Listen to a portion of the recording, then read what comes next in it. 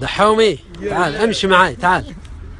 هذا جيت أول مرة في المستشفى ووقفت أمامه ما أدري هل هو حي أو ميت، وقلت يا ربي لا أسألك شيئا، إن أخذته إليك مع من أخذت فلك الحمد ولك الشكر، وإن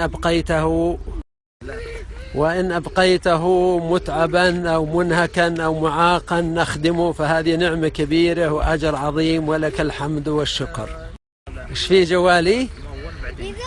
يذوب. وإن عافيته وشافيته وعدت إلى ما كان عليه فلك الحمد ولك الشكر. ها حبيبي، ها جيتك حبيبي، يلا ها حبيلك يا حبيلك.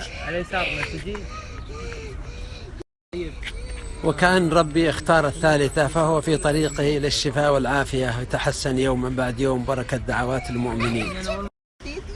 شكرا لمستشفى الأمن، وشكرا لمركز الأمير سلطان، وشكرا للبنات بناتنا اللي جلسوا معه طول الوقت، جزاهم الله خير.